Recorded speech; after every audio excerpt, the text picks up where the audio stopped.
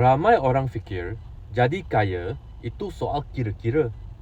Tapi hakikatnya, kekayaan ditentu oleh emosi dan psikologi.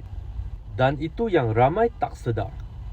Kekayaan bukan matematik, ia psikologi. Kenapa orang buat keputusan pelik dengan duit? Orang ambil risiko gila. Simpan duit tak tentu hala. Kenapa? Sebab setiap orang ada sejarah hidup yang berbeza. Ada yang lahir masa ekonomi teruk. Ada yang tak pernah susah. Jadi, cara mereka tengok duit tak sama. Kaya bukan pasal untung besar, tapi tahan lama. Kekayaan sebenar bukan siapa boleh buat pulangan paling tinggi, tapi siapa boleh kekal paling lama.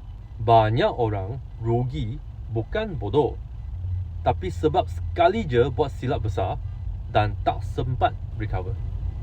Duit adalah pilihan hidup. Duit bukan sekadar nak beli barang. Duit beri kita kuasa untuk cakap tak nak.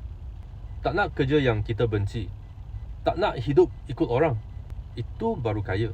Ramai orang tak tahu bila nak cakap cukup. Kerja lebih banding hidup dengan orang lain. Akhirnya, ambil risiko yang tak perlu dan jatuh balik ke bawah. Pengurusan kewangan sebenar bukan tentang Excel sheet, tapi urus emosi, nafsu dan keputusan jangka panjang. Duit itu alat, bukan identiti. Ingat tu.